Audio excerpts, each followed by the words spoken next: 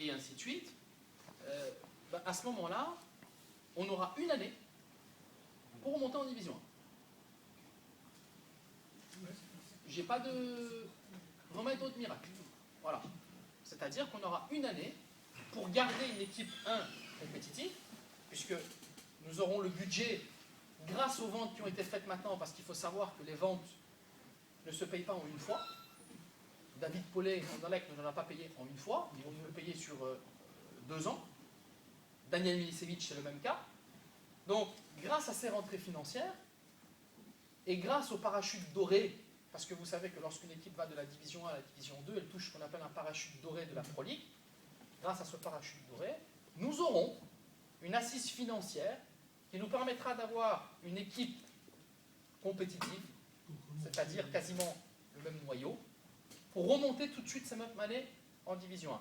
C'est la chance que nous avons eue la dernière fois. Est-ce que je peux vous garantir qu'on va descendre et ainsi de suite et qu'on va remonter? On est dans la pure hypothèse. Mais je peux par contre vous dire que financièrement, nous aurons la faculté de tenir avec un groupe compétitif pour remonter tout de suite. Si ce n'est pas le cas, alors à ce moment-là, il y a 2 possibilités. Soit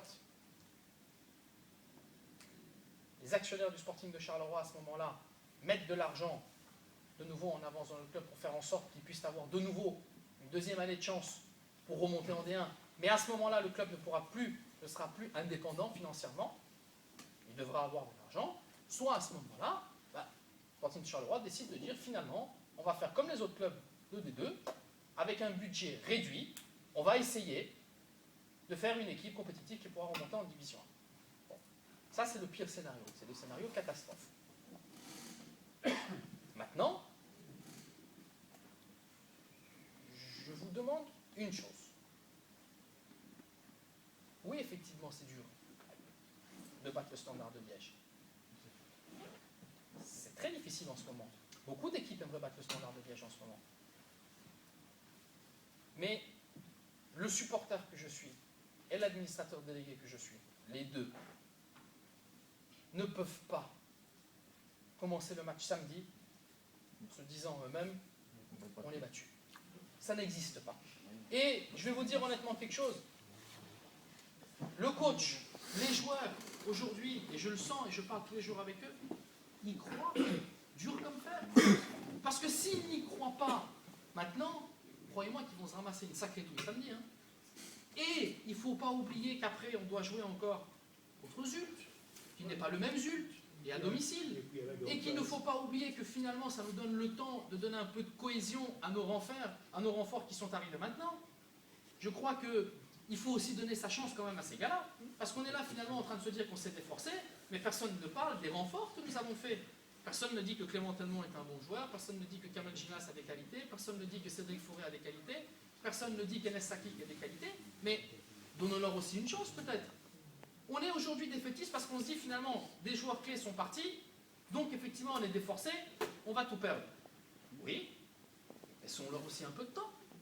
Voyons un petit peu ce qui peut se passer. Croyons aussi un petit peu en nos possibilités, en nos facultés. On sait effectivement qu'on a perdu des joueurs et on sait que certains automatismes se sont perdus. Mais je pense réellement qu'on a aussi toutes les raisons, finalement, de croire qu'on a plus de chances de se maintenir en D1 que Waasland Beveren. Waasland Beveren, on a 5 points d'avance sur eux. Ils ont un match extrêmement important contre OHL la semaine prochaine, ce samedi. Ils vont jouer contre eux. Donc ça veut dire que d'office, une de ces deux équipes va perdre des points. On a 5 points d'avance sur l'une, 4 sur l'autre. D'office. Ou bien toutes les deux vont prendre. Ou prennent un point. Tout simplement. Mais je vous appelle juste une chose. Si nous, on a un calendrier difficile, je vous invite à aller voir le calendrier de Waasland Beveren. Hein. Je le connais. Parce que pour moi, il est un peu plus difficile que le nôtre. Ils ont aussi le Standard, ils ont aussi celui de Waregem, ils ont Genk et ils ont Lokeren. Et ils ont Lokeren. Nous, on a quand même Iersemaline au milieu aussi. Hein. Ils sont peut-être deux équipes un peu plus abordables. Soit. Donc je crois qu'aujourd'hui, Waasland Beveren a beaucoup plus de raisons d'être inquiet que nous. Et honnêtement, je ne donnerai rien au monde pour être à la place de Waasland Beveren. Je préfère largement être là où on est et avoir le problème qu'on a, se dire merde, on a 5 points d'avance, qu'est-ce qui peut se passer, que de se dire oups, on a 5 points de retard, comment on va faire hein.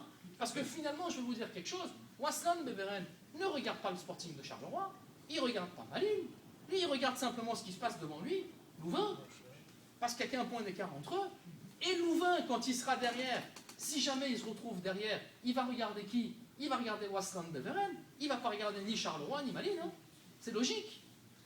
Les probabilités aujourd'hui pour que le scénario catastrophe se mette en place sont peut-être aussi grandes que celles de gagner un euro-million. Extrapolons un peu.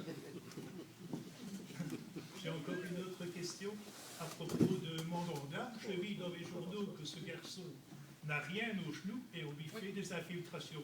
Alors je me demande où est la vérité. Non, alors vous savez, il y a... On domaine dans le médical. J'ai aujourd'hui une certaine expérience, mais je ne suis pas médecin.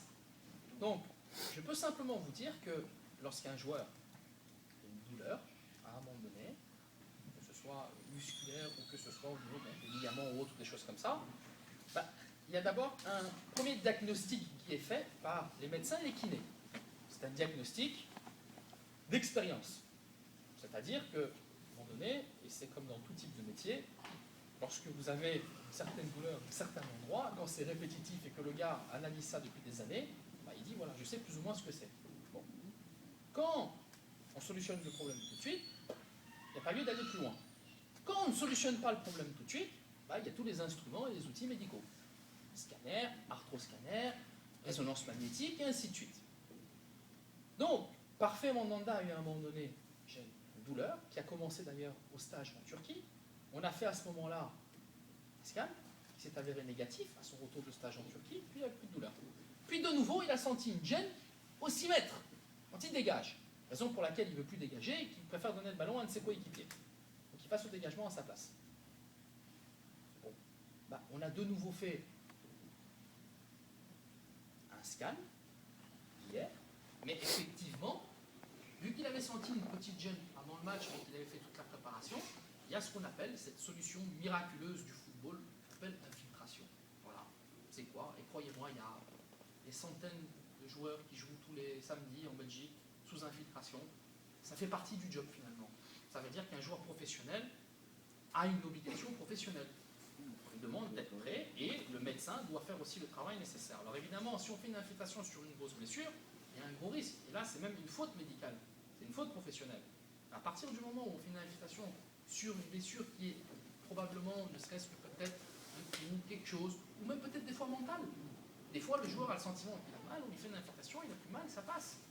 Et dans le cas de Parfait Mandanda, il y a eu effectivement aussi d'autres bruits qui ont dit que Parfait est resté en sachant que nous avons eu des offres, et ainsi de suite. Oui, c'est vrai. Nous avons eu une offre pour Parfait Mandanda. Et oui, c'est vrai, cette offre a été refusée par le Sporting de Charleroi. Est-ce que ça a une affectation sur le moral de Parfait? Je ne crois pas. Parce que Parfait est extrêmement content d'être à Charleroi. Il est là pour un projet sportif. On a prolongé son contrat le plus qu'on pouvait aller. On est à 5 ans. On va faire plus. Voilà, la loi l'interdit. Et Parfait avait une proposition pour aller dans un peut-être plus grand club, mais pour être numéro 2.